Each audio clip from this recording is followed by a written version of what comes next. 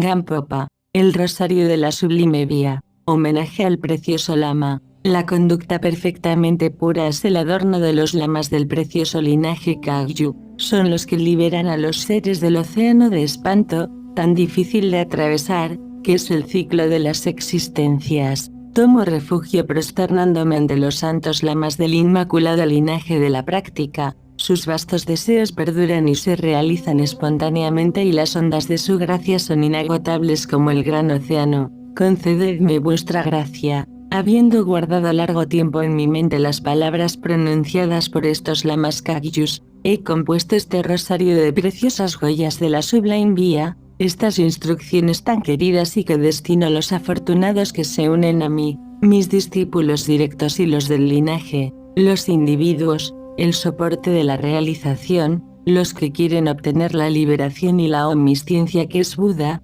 deben en primer lugar reconocer las 10 cosas que afligen, las 10 cosas que afligen. Este cuerpo humano, puro y difícil de ganar, aflige cuando se le utiliza para realizar actos nocivos. Este cuerpo humano, puro y difícil de ganar, dotado de las 8 libertades y de las 10 condiciones necesarias, aflige cuando se le deja morir en un estado profano y vulgar. Este breve instante que dura, en esta época residual, la vida del hombre, aflige cuando se agota en actos insensatos. Esta mente cuya naturaleza propia es el cuerpo de vacuidad, Dharmakaya, desprovisto de toda producción del intelecto, aflige cuando se la deja hundirse en la ilusión, en esta ciénaga que es el ciclo de la existencia. Este santo lama que nos guía en el camino, aflige cuando se le abandona antes de haber alcanzado el despertar. Esa nave que permite alcanzar la liberación, los votos y los vínculos iniciáticos,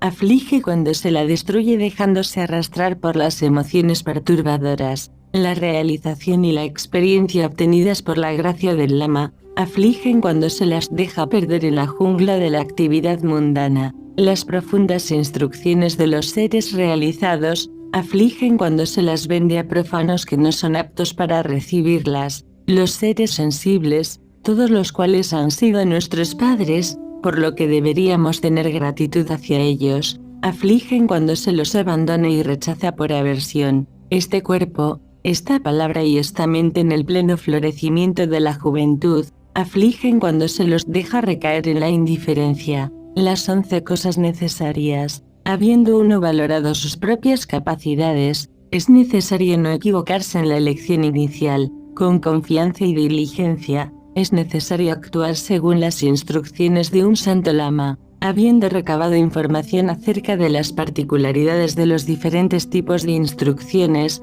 es necesario escoger sin equivocarse aquellas que más nos convienen entre todo lo que puede ser transmitido por el lama. Reuniendo sabiduría, confianza y perseverancia, es necesario recibir la integridad de la mente del santo lama. Usando de presencia de espíritu, de vigilancia y de prudencia, es necesario conservar sin mancha cuerpo, palabra y mente. Armado de valor y resistencia, es necesario mantenerse firme en los compromisos que se han tomado. Actuando sin apego, es necesario no dejarse llevar por otros. Utilizando los preliminares, el cuerpo de la práctica y la fase postmeditativa, es necesario perseverar sin descanso reuniendo las 2 acumulaciones. Con amor y compasión, es necesario volver nuestra mente hacia la realización directa o indirecta del bien de los seres. Uniendo sabiduría, comprensión y realización, es necesario no dejarse llevar por el aferrarse a los objetos de los sentidos como poseedores de sustancia y características propias.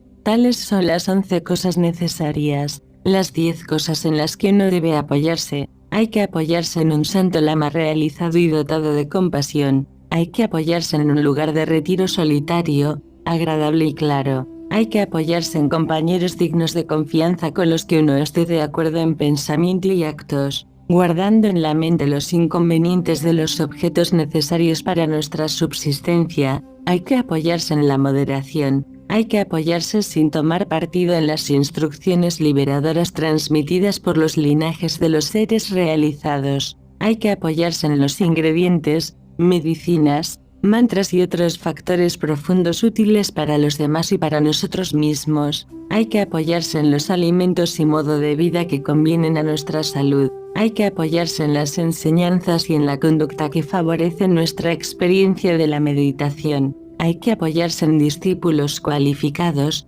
confiados y respetuosos. Hay que apoyarse, durante los 4 periodos de nuestra actividad 10, en una vigilancia y en una presencia de espíritu continuas. Tales son las 10 cosas en las que no debe apoyarse, las 10 cosas que se deben rechazar. Hay que rechazar al maestro espiritual que, en no importa qué clase de acción, manifiesta la influencia de las 8 características profana. Hay que rechazar a los compañeros y el entorno perjudiciales para nuestra mente y para nuestra experiencia de la meditación. Hay que rechazar los lugares y retiros solitarios en que abunden distracciones o peligros. Hay que rechazar los medios de subsistencia relacionados con la estafa o el robo. Hay que rechazar las acciones perjudiciales para nuestra mente y para nuestra experiencia de la meditación. Hay que rechazar los alimentos y las maneras de actuar perjudiciales para nuestra salud. Hay que rechazar el apego que nos ata por avaricia a los objetos del deseo.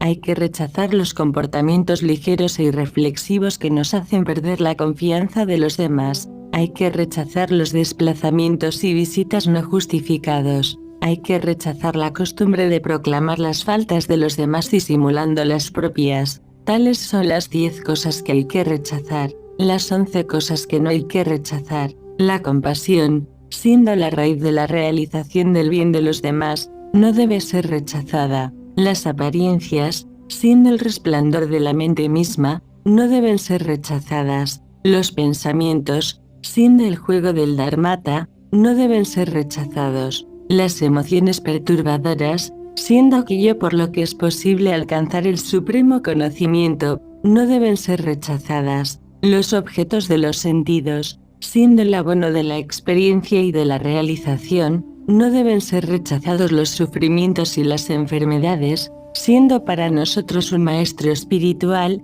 no deben ser rechazados. Los enemigos y los obstáculos, siendo un estímulo para el reconocimiento de la verdadera naturaleza de los fenómenos, no deben ser rechazados. Lo que se recibe sin haberlo buscado, siendo un beneficio de la práctica, no debe ser rechazado. El camino de las obras conduce al conocimiento trascendente, por lo que las obras no deben ser rechazadas. La actividad física que puede ser puesta al servicio del Dharma no debe ser rechazada. Incluso si solo disponemos de débiles recursos, el pensamiento de realizar el bien de los demás no debe ser rechazado. Tales son las 11 cosas que no hay que rechazar, las 10 cosas que hay que reconocer. En el exterior, los fenómenos, que son ilusorios, deben ser conocidos como irreales. En el interior, la mente, que está desprovista de existencia intrínseca, debe ser conocida como siendo vacuidad. Entre los dos, los fenómenos mentales, que aparecen a partir de la reunión fortuita de elementos heterogéneos, deben ser conocidos como contingentes. El cuerpo y la palabra, surgidos de los elementos, siendo compuestos, deben ser conocidos como impermanentes. Los sufrimientos y la felicidad de los seres siendo el fruto de sus acciones pasadas, la ley de la causalidad debe ser conocida como ineluctable. El sufrimiento, que engendra el disgusto por el ciclo la existencia, debe ser conocido como siendo un maestro espiritual. La felicidad y los placeres, siendo los apegos la raíz del ciclo de las existencias, deben ser conocidos como siendo demonios. Como las diversiones crean condiciones perjudiciales para el Dharma, las circunstancias agradables debidas a la actividad benéfica pasada deben ser conocidas como siendo obstáculos. Siendo los obstáculos un estímulo para la práctica de la virtud, los enemigos y los espíritus malignos deben ser conocidos como siendo el Lama. Estando todas las cosas, en cuanto a la verdad última, desprovistas de naturaleza propia, nos pase lo que nos pase, todas las cosas deben ser reconocidas como iguales. Tales son las 10 cosas que hay que conocer, las 10 cosas que hay que practicar, habiéndose uno comprometido en la vía del Dharma, sin juntarse con el rebaño de profanos, hay que practicar según el Dharma. Habiendo abandonado en el país de sus padres, sin echar raíces de nuevo entre los hombres, hay que practicar el no apego. Habiéndose uno confiado a un santo lama, hay que, abandonando todo orgullo, practicar según sus consejos. Habiéndose uno adiestrado en escuchar y reflexionar, sin hablar de lo que solo se conoce teóricamente, hay que practicar tomando por base estos conocimientos. Habiéndose elevado la realización en la mente, sin deslizarse a la indiferencia y la negligencia, hay que practicar con vigilancia. Habiendo nacido en nosotros la experiencia de la meditación, hay que practicar sin abandonarse en las distracciones de la muchedumbre. Una vez que uno se ha comprometido mediante promesas, sin dejar caer al cuerpo, a la palabra y a la mente en la negligencia, hay que practicar las 3 instrucciones. Cuando se ha desarrollado la sublime bodhicitta, sin preocuparse de su propia suerte, se haga lo que se haga, hay que practicar por el bien de los demás. Cuando uno se ha comprometido en la vía de los mantras, mantrayana, sin dejar ennoblecidos el cuerpo, la palabra y la mente, hay que practicar la meditación sobre los 3 mandalas. En nuestra juventud, sin vagabundear a lo lejos sin razón, hay que practicar los ejercicios espirituales a los pies de un santo maestro 20. Tales son las 10 cosas que hay que practicar, las 10 cosas en las que hay que perseverar. Los principiantes deben perseverar en escuchar las enseñanzas y en la reflexión sobre su sentido. Cuando la experiencia espiritual aparece, hay que perseverar en la práctica de la meditación. En tanto que esta experiencia no sea estable, hay que perseverar en el aislamiento y en el retiro. Si la agitación y la dispersión dominan en nosotros, hay que perseverar en la doma de la mente. Si el embotamiento y la opacidad dominan en nosotros, hay que perseverar en abrir y tonificar la mente. En tanto que la mente no esté estabilizada, hay que perseverar en la absorción meditativa. Habiéndose uno entregado a la absorción meditativa, hay que perseverar en la fase de post-meditación. Cuando uno encuentra numerosas circunstancias desfavorables, hay que perseverar en las 3 formas de paciencia. Cuando el apego y el deseo son demasiado fuertes, hay que perseverar en el empleo de los medios poderosos que permiten hacerles frente. Si el amor y la compasión son demasiado débiles, hay que perseverar en la práctica del espíritu del despertar. Tales son las 10 cosas en las que hay que perseverar. Los 10 estímulos. La reflexión sobre la dificultad de obtener la existencia humana cualificada, libre y bien provista, es un estímulo para la práctica del Dharma. La reflexión sobre la impermanencia y la muerte es un estímulo para practicar la virtud. La reflexión sobre la ineluctabilidad de la ley de causalidad es un estímulo para abandonar los actos perjudiciales. La reflexión sobre la naturaleza dolorosa e insatisfactoria del ciclo de las existencias es un estímulo para intentar liberarse de él. La reflexión sobre el sufrimiento de los seres sensibles prisioneros del samsara es un estímulo para cultivar la bodhicitta. Pensar en la manera en que los seres, hundidos como están en la ilusión, actúan en contra de sus mismos designios es un estímulo para la práctica de escuchar las enseñanzas y para la reflexión sobre su sentido, a fin de evitar tales errores. La reflexión sobre la dificultad de abandonar las tendencias inconscientes que nos mantienen en la ilusión, que es la aprehensión de los fenómenos como reales, es un estímulo para la práctica de la meditación. La reflexión sobre el hecho de que en esta época residual las emociones perturbadoras son muy fuertes es un estímulo para el empleo de los antídotos. La reflexión de que en esta época residual las circunstancias adversas son numerosas incita a la paciencia. La reflexión de que uno puede agotar su vida errando de distracción en distracción incita a la diligencia. Tales son los 10 estímulos. Los 10 riesgos. Si la inteligencia brillante se acompaña de una fe vacilante, se corre el riesgo de caer en la retórica vacía. Si la fe sólida se acompaña de una inteligencia deficiente, se corre el riesgo de obstinarse en un dogmatismo estrecho. Si se tiene una gran tenacidad, pero se carece de directivas, se corre el riesgo de cometer faltas o de caer en el error. Si uno no ha disipado completamente, mediante el escuchar y la reflexión, las dudas e incertidumbres, la meditación corre el riesgo de no ser más que el desarrollo de la oscuridad mental. Si, cuando la comprensión está fresca, no se la pone en práctica, se corre el riesgo,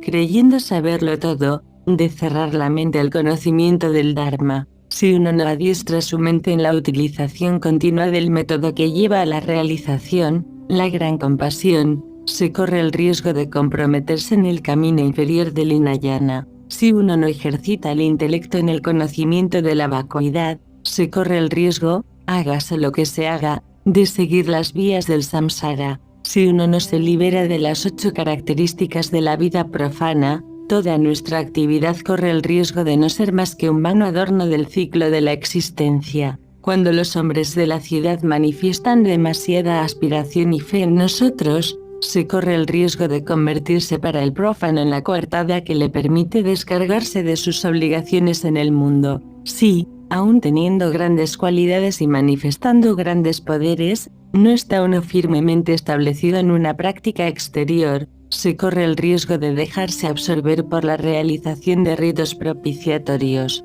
Tales son los 10 riesgos, las 10 posibilidades de confusión. Es posible confundir el deseo y la fe. Es posible confundir el apego y el amor lleno de compasión. Es posible confundir la vacuidad conceptualizada por el intelecto y la vacuidad que es la verdadera naturaleza de todo objeto de conocimiento. Es posible confundir la nada y la esfera de todo conocimiento, la vacuidad, Dharmadhatu. Es posible confundir una simple experiencia y la realización. Es posible confundir a los hipócritas con los seres muy santos. Es posible confundir el hecho de ser arrastrado por los demonios 25 con el fin de las ilusiones. Es posible confundir a los impostores con los seres realizados. Es posible confundir el propio interés con la realización del bien de los demás. Es posible confundir los medios hábiles con la estafa. Tales son las 10 posibilidades de confusión, las 10 cosas sin error. Cuando, libre de todo apego, se pasa del estado laico al estado de monje sin hogar, no se comete error. Cuando se siente la más grande estima hacia nuestro Santo Lama y se le representa como manteniéndose constantemente encima de nuestra cabeza, no se comete error. Alternando el escuchar las enseñanzas, la reflexión sobre su sentido y la práctica de este en la meditación, no se comete error. Teniendo un punto de vista elevado y una conducta humilde, acorde con los votos de disciplina, no se comete error. Teniendo una mente amplia, al tiempo que uno se atiene firmemente a sus compromisos, no se comete error. Si, aún dotado de un gran saber, uno apenas tiene orgullo, no se comete error. Si, rico en enseñanzas recibidas, se practica con diligencia, no se comete error. Conjugando una buena realización con la ausencia de orgullo y de apego, no se comete error. Permaneciendo solitario, al tiempo que se es capaz de frecuentar la muchedumbre, conservando siempre la experiencia de la meditación, no se comete error. Si, sin estar apegado a sus propios intereses, uno es hábil en la práctica del bien de los demás, no se comete error. Tales son las 10 cosas sin error, las 14 cosas insensatas. Haber obtenido la existencia humana y no acordarse del santo Dharma es tan insensato como volver con las manos vacías de un Eldorado cubierto de piedras preciosas. Habiéndose comprometido en la vía del Dharma, habiendo tomado los votos monásticos, es insensato establecerse como jefe de familia, es actuar como la mariposa que se precipita en la llama, vivir junto a un practicante del Dharma y permanecer sin fe, es insensato, como morir de sed al borde de un lago. El Dharma que no se utiliza como antídoto de la aprehensión egocéntrica y de los 4 actos perjudiciales principales está desprovisto de sentido,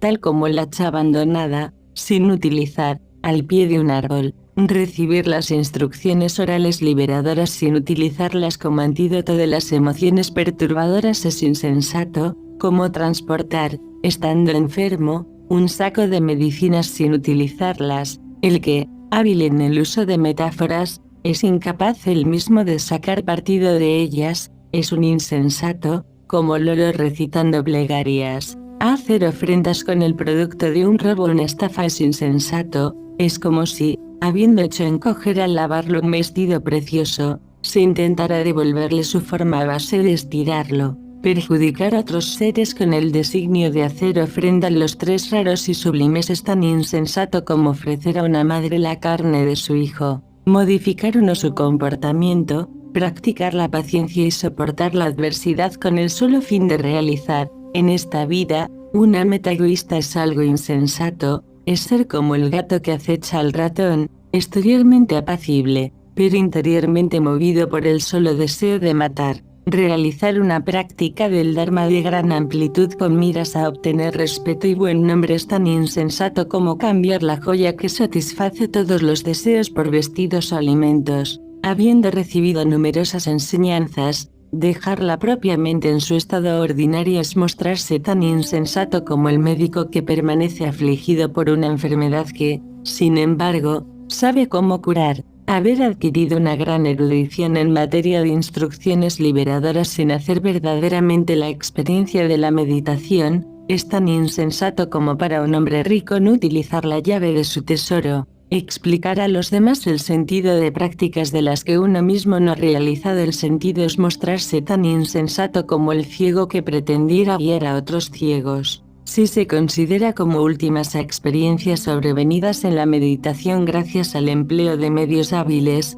sin buscar el sentido de la verdadera naturaleza de todas las cosas, se es tan insensato como el que confunde el latón con el oro. Tales son las 14 cosas insensatas. Las 18 faltas del practicante del Dharma. Retirarse en la soledad, pero seguir estando preocupado por los negocios del mundo es una falta para el practicante del Dharma. Teniendo el sentido de servir de guía a numerosas personas, esforzarse por realizar los propios deseos egoístas, es una falta para el practicante del Dharma. Estar versado en las enseñanzas del Dharma y no abstenerse de los actos perjudiciales, es una falta para el practicante del Dharma. Haber recibido importantes instrucciones liberadoras y dejar, sin embargo, el propio ser en el estado ordinario, es una falta para el practicante del Dharma. Aún manifestando una conducta ética pura, conservar grandes deseos es una falta para el practicante del Dharma.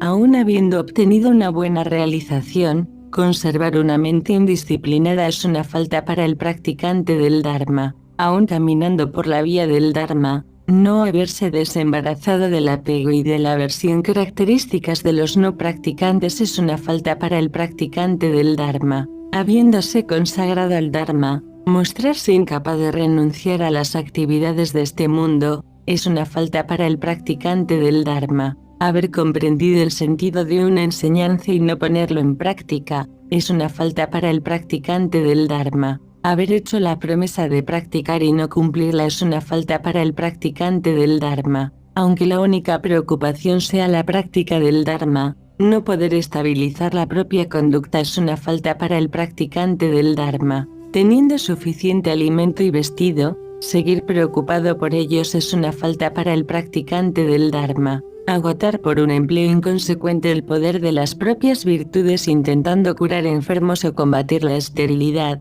es una falta para el practicante del Dharma. Desvelar enseñanzas profundas a cambio de alimentos o de riquezas es una falta para el practicante del Dharma. Dedicarse a publicar los propios méritos y a rebajar a los demás es una falta para el practicante del Dharma. Dar a los demás instrucciones mientras que uno mismo está en desacuerdo con el Dharma, es una falta para el practicante del Dharma. No poder estar solo sin poder al mismo tiempo acomodarse a la presencia de otros, es una falta para el practicante del Dharma. No saber resistir la felicidad ni soportar el sufrimiento es una falta para el practicante del Dharma. Tales son las 18 faltas del practicante del Dharma. Las 11 cosas indispensables. Al principio, es indispensable una firme confianza reforzada por un gran temor de la muerte y del renacimiento. Es indispensable tener un lama que nos conduzca por el camino de la liberación. Es indispensable la inteligencia, que hace elevarse la comprensión del Dharma. Es indispensable el ardor en la práctica, sostenido por el coraje y la resistencia. Es indispensable completar, sin estar nunca satisfecho de sí, las 2 acumulaciones y la práctica de las 3 instrucciones. Es indispensable el punto de vista justo que permite realizar la naturaleza esencial de todo objeto de conocimiento. Es indispensable la meditación en la que la mente permanece allí donde se la fija. Es indispensable una forma de vivir en la que todos los actos estén integrados en la práctica. Es indispensable practicar, a fin de que no se queden en letra muerta, las instrucciones que permiten hacer frente a los riesgos de error, a las condiciones adversas, a los obstáculos y a los demonios. En el momento en que la mente se separe del cuerpo, es indispensable haber adquirido la certeza que nos permite morir sin temor. Es indispensable obtener el resultado de la práctica,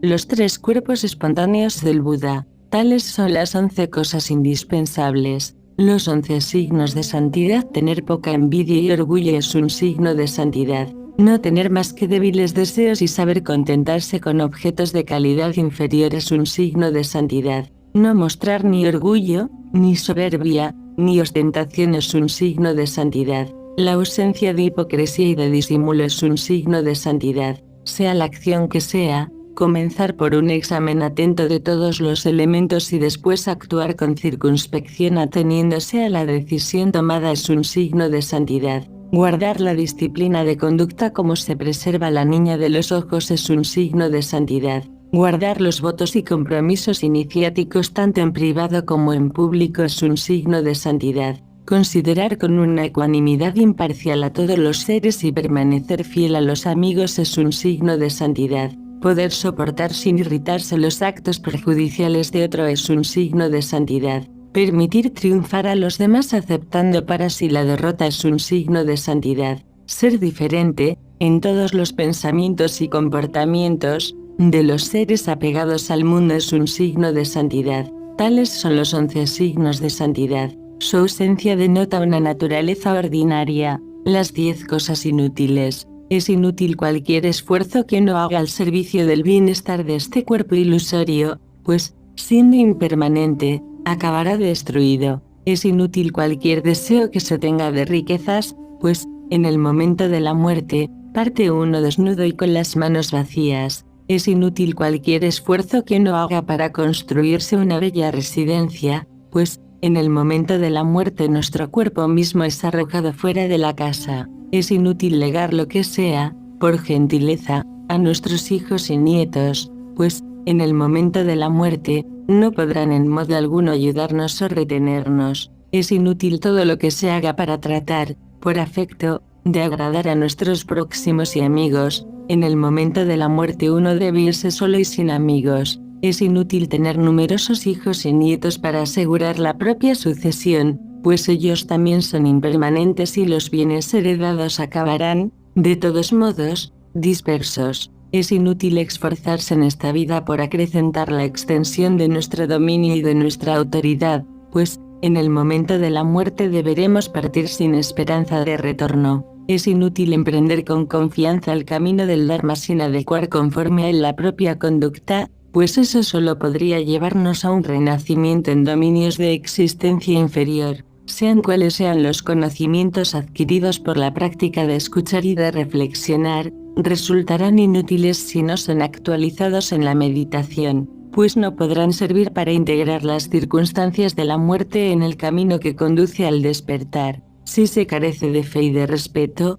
es inútil permanecer, aunque sea por largo tiempo, junto a un maestro espiritual, pues no podrán sernos comunicadas las cualidades que constituyen su superioridad y su influencia espiritual. Tales son las 10 cosas inútiles, las 10 cosas por las que uno causa su propia desgracia. Al fundar un hogar sin tener medios de subsistencia, semejante al insensato que ingiere un veneno, uno causa su propia desgracia. Si, olvidando el Dharma, se cometen actos perjudiciales, cual loco que se precipita por un abismo, uno causa su propia desgracia. El engañar a otro es como sentarse en un festín envenenado, uno causa su propia desgracia. El idiota que pretende dirigir a un gran número de personas, cual vieja abuela impotente que cuidara de un rebaño, causa su propia desgracia. Si, sin desarrollar la noble preocupación del bien de los demás, dominado por tendencias profanas,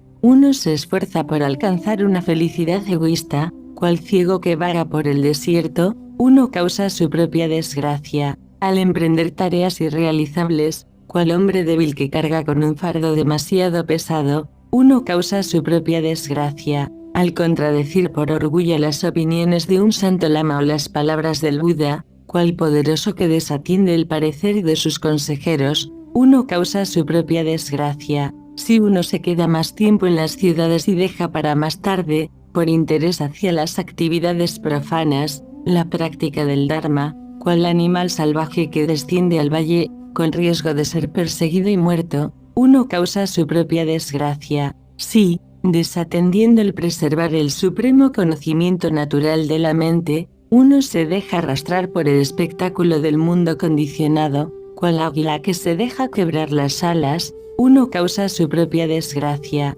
utilizando indebidamente las ofrendas hechas al lama y a los tres raros y sublimes, cual niño que llevara brasas a su boca, uno causa su propia desgracia. Tales son las 10 cosas por las que uno causa su propia desgracia, las 10 cosas por las que uno causa su propia felicidad, abandonando la aversión y el apego de los profanos para consagrarse al santo Dharma, uno causa su propia felicidad, dejando hogar y amigos para confiarse a un hombre santo, uno causa su propia felicidad, abandonando la agitación del mundo para practicar el estudio, la reflexión y la meditación, uno causa su propia felicidad, dejando a las gentes de las ciudades y las relaciones para permanecer en la soledad, uno causa su propia felicidad, cortando todo lazo con los objetos de los sentidos para anclarse firmemente en el no apego, uno causa su propia felicidad, contentándose con bienes modestos y abandonando toda ambición,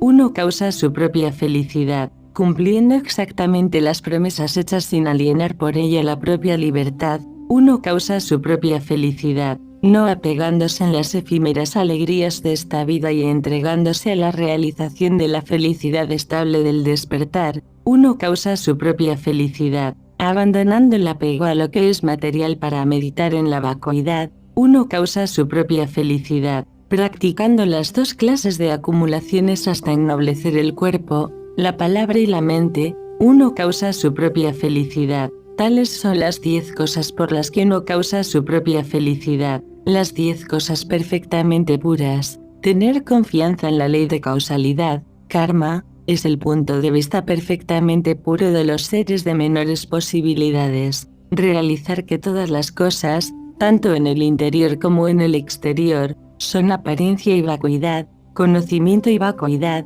las 4 uniones, es el punto de vista perfectamente puro de los seres de posibilidades medianas. Realizar que el objeto contemplado, el que contempla y el acto de contemplar son indiferenciados, es el punto de vista perfectamente puro de los seres de posibilidades superiores. Permanecer fijados sin distracción en el soporte escogido es la meditación perfectamente pura de los seres de menores posibilidades. Permanecer absorto en la contemplación de las 4 uniones es la meditación perfectamente pura de los seres de posibilidades medianas. Estando indiferenciados el objeto de la meditación, el sujeto que medita y la práctica misma, permanecer en la no conceptualización es la meditación perfectamente pura de los seres de posibilidades superiores. Guardar la disciplina de conducta como la niña de los ojos es la conducta perfectamente pura de los seres de menores posibilidades. Practicar como si todas las cosas fueran ilusión y sueño es la conducta perfectamente pura de los seres de posibilidades medianas.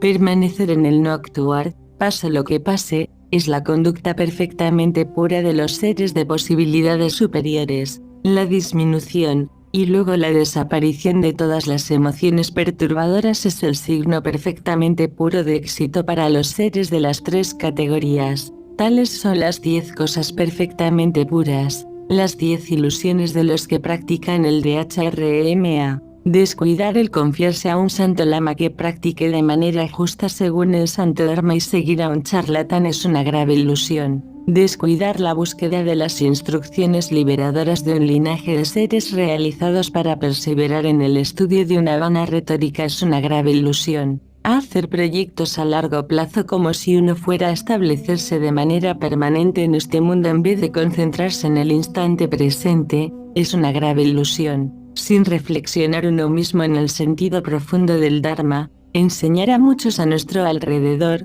es una grave ilusión. En vez de distribuir lo que nos sobra en ofrendas o caridad, Tratar por avaricia de amasar bienes utilizando la estafa es una grave ilusión. Relajar cuerpo, palabra y mente, en vez de observar como es debido los votos y lazos iniciáticos, es una grave ilusión. Dejar que se agote esta existencia en ocupaciones fútiles en vez de comprometerse en la realización de la naturaleza esencial de todas las cosas es una grave ilusión. Tratar de disciplinar la mente agitada y no domada de otros antes de haber dominado la propia mente es una grave ilusión. Esforzarse por conservar las ventajas de esta vida en vez de profundizar la experiencia adquirida en la meditación es una grave ilusión. Ahora que todas las condiciones se hallan reunidas para favorecer la práctica, carecer de diligencia y complacerse en la pereza es una grave ilusión. Tales son las 10 ilusiones de los que practican el Dharma. Las 10 cosas inexcusables.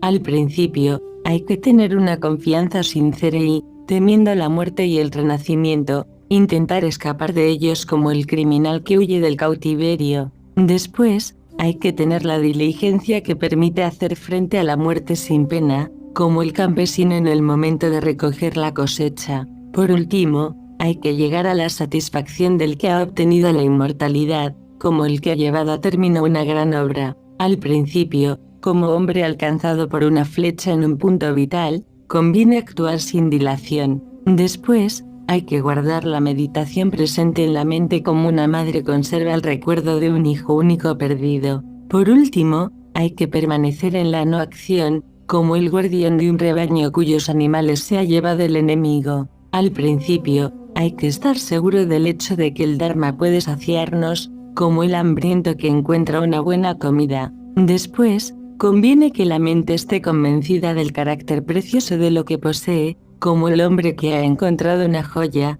y no quiere desprenderse de ella. Por último, hay que tener la certeza de que la dualidad es ilusión, como el que hace venirse abajo las últimas mentiras de un impostor. Hay que establecerse en el conocimiento de la esencia misma, así como el cuervo soltado en alta mar no se aleja nunca del barco. Tales son las 10 cosas inexcusables, las 10 cosas que ya no son necesarias. Si se ha realizado que la mente misma es vacuidad, ya no es necesario practicar la escucha y la reflexión. Si se ha realizado que la mente, aquello por lo que todas las cosas llegan a conocerse, está desprovista de máculas, ya no es necesario practicar la purificación de los actos perjudiciales. Si se permanece en la vía de la sutil vacuidad, ya no es necesario practicar las 2 acumulaciones. Si se mantiene la mente en su estado natural, tal como es originalmente, ya no es necesario emprender la vía de los medios y de la meditación.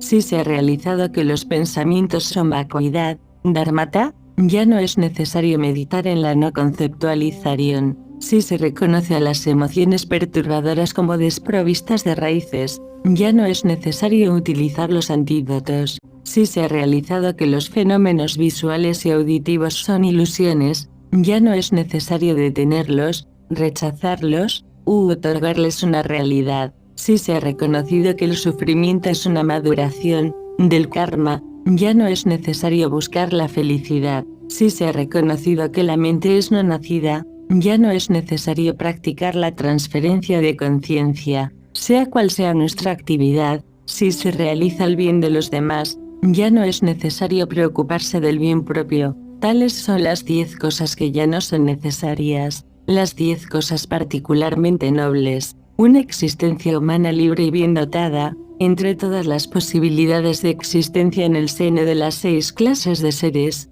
es particularmente noble. Entre todos los profanos, el que practica el santo Dharma es particularmente noble. Entre todos los vehículos que permiten recorrer los caminos de la realización, el vehículo fulgurante del Vajrayana es particularmente noble. Comparado al conocimiento adquirido a través del estudio y de la reflexión, el conocimiento directo salido de la meditación es particularmente noble. Comparado a la práctica de todas las virtudes compuestas 32, un instante de acción simple es particularmente noble. Comparado a todos los estados de absorción conceptuales, un instante de absorción sin soporte es particularmente noble. Comparado a la práctica de todas las virtudes transitorias, porque han salido de una concepción dualista, un instante de virtud inagotable, porque está libre de toda aprehensión dualista, es particularmente noble. Comparado a todas las experiencias de meditación,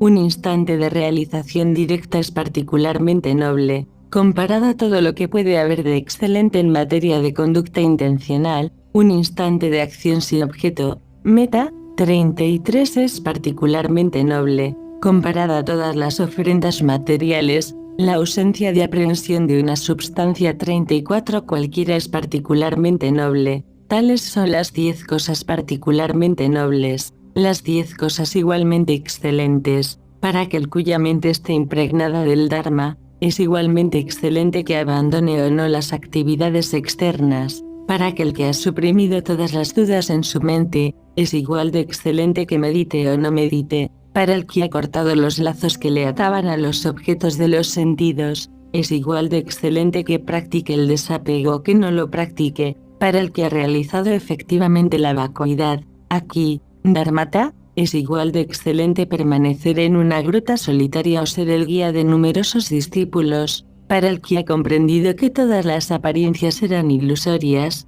es igual de excelente permanecer en retiro solitario y errar sin meta a través del mundo. Para el que tiene entero poder sobre su mente, es igual de excelente abandonar los objetos de los sentidos o gozar de ellos. Para el que posee la bodhicitta, es igual de excelente practicar en la soledad o permanecer entre los hombres para realizar el bien de los demás. Para el que está animado de un gran fervor, cuya mente no está ni demasiado tensa ni demasiado relajada, es igual de excelente permanecer junto al Lama o alejarse de él. Para el que, habiendo escuchado mucho las enseñanzas, ha penetrado su sentido, es igual de excelente encontrar cumplimientos u obstáculos. Para el yogi que ha obtenido la sublime realización, es igual de excelente tener los signos de realización ordinarios o no tenerlos. Tales son las 10 cosas igualmente excelentes, las 10 cualidades del santo Dharma. El hecho de que hayan sido llevados al conocimiento de los hombres los 10 actos benéficos, las 6 paramitas, todas las vacuidades, las enseñanzas del despertar, las 4 nobles verdades, los 4 estados de meditación, los 4 estados de absorción sin forma, así como las iniciaciones del Vajrayana, es una cualidad del santo Dharma. Que hayan aparecido las clases reales y sacerdotales poderosas entre los hombres, los jefes de familia poderosos, los 4 grandes reyes 40, las 6 clases de dioses del mundo del deseo, las 17 clases de dioses de la pura forma, las 4 clases de dioses del mundo informal, es una cualidad del santo Dharma. Que estén en el mundo los que marchan continuamente por el camino del despertar, los que no volverán a la existencia más que una sola vez, los que ya no volverán, los arhats, los pratyekabuddhas y los samyaksambuddhas, es una cualidad del santo Dharma. Que los 2 cuerpos formales, manifestados por compasión en virtud de los deseos y de la bodhicitta,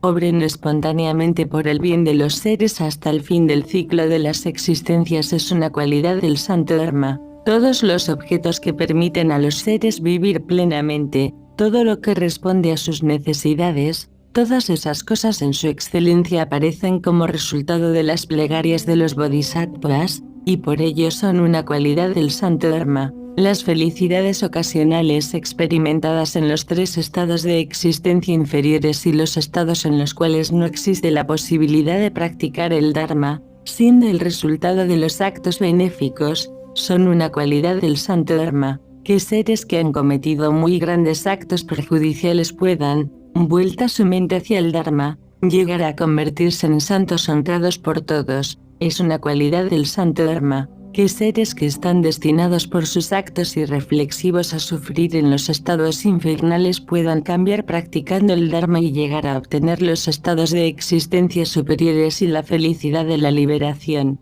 es una cualidad del santo Dharma. Que se tenga fe, aspiración y entusiasmo por el Dharma o bien que uno no haga más que retener sus atributos, que está agrada a todos y que de todos uno sea honrado, es una cualidad del santo Dharma. El hecho de que, aunque uno haya abandonado todas sus posesiones y dejado su hogar para convertirse en monje, que uno se oculte en retiros solitarios, se pueda encontrar medios de subsistencia acordes con la práctica, es una cualidad del santo Dharma. Tales son brevemente las 10 cualidades del Santo Dharma, las 10 cosas que solo son formas de hablar, la manera de ser de la base de todas las cosas, no pudiendo ser mostrada. Cuando se dice la base de todas las cosas, solo es una forma de hablar. El encaminarse hacia la realización no comportando ni viajero ni camino recorrido. Cuando se dice encaminarse solo es una forma de hablar. La naturaleza esencial de todas las cosas al excluir la distinción entre observador y objeto observado.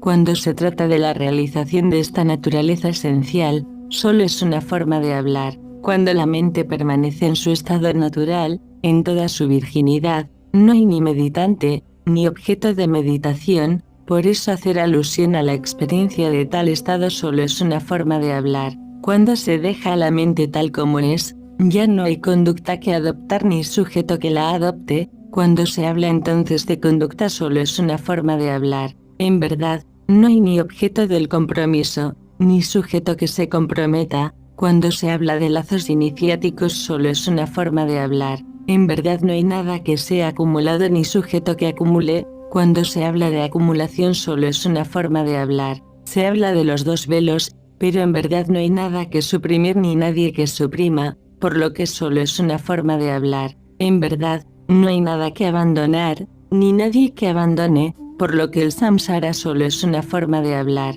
En verdad, no hay nada que obtener, ni nadie que obtenga, decir el fruto solo es una forma de hablar. Tales son las 10 cosas que solo son formas de hablar, las 10 cosas que son felicidad espontánea, la naturaleza de la mente de todos los seres, siendo el cuerpo de vacuidad, Dharmakaya, es felicidad espontánea, la base de todas las cosas estando, desde la esfera de la vacuidad, más allá de toda producción de puntos de referencia, es felicidad espontánea, la realización, libre de limitaciones, más allá de toda intelección, desprovista de producción de puntos de vista, es felicidad espontánea, la experiencia en la cual no hay ninguna acción de lo mental, estando desprovista de las producciones que son las intenciones, es felicidad espontánea. En el no actuar no buscado, la mente no produce ni aprehensión ni rechazo, por eso es felicidad espontánea. El cuerpo de vacuidad, indisociabilidad de la esfera del conocimiento, vacuidad, y del supremo conocimiento, lúcida claridad, dado que está desprovisto de las producciones de la mente que son el sujeto que aprende y el objeto de la aprehensión, es felicidad espontánea. El cuerpo de gozo, Sambhogakaya, compasión natural, no engendrada, estando desprovisto de las producciones que son los cambios, nacimiento y muerte, es felicidad espontánea. El cuerpo de emanación, Nirmanakaya, compasión que surge por sí misma, estando desprovisto de las producciones de la mente que son las pulsiones, samskaras, dualistas, es felicidad espontánea. Las enseñanzas, el ciclo de demostración del Dharma, estando desprovistas de las producciones que son las características de los puntos de vista egocéntricos, son felicidad espontánea. La actividad divina que es la compasión ilimitada, no estando limitada ni por el tiempo ni por el espacio, es felicidad espontánea. Tales son las 10 cosas que son felicidad espontánea. Dedicación. Este es el precioso rosario de joyas de la Sublime Vía que condensa, por una parte, las enseñanzas transmitidas por el reverenciado Señor Milarepa, quien extrajo la esencia misma de las instrucciones de Marpa el traductor y de los 2 santos de la India Naropa y Maitripa, semejantes al sol y a la luna, y por otra parte, lo que ha sido recibido de los lamas de gran bondad, los maestros Kadampas, las enseñanzas perfectamente puras de los lamas del imperecedero conocimiento, de la noble liberadora, de las deidades excelentes, de los que han hecho aparecer en el país de las nieves la clara luz del Dharma, los hijos del victorioso Marme de Zetae, Sonam Rinchen, el señor Gampopa, lo compuso de manera excelente. El señor Gampopa dijo también, los seres del futuro que aspiren a mi enseñanza y se sientan desolados por no haberme encontrado, que estudien el precioso rosario de la Sublime Vía y la joya adorno de la liberación. De ellos extraerán los mismos beneficios que si realmente me hubieran encontrado. que los que aspiren a la enseñanza del Señor Gampopa estudien con perseverancia estos dos textos. Pueda este gran sol de la sublime enseñanza de los victoriosos, queridos en todo el universo y guías de los seres, este precioso rosario de la sublime vía, hacer que uno consagre su vida al Dharma.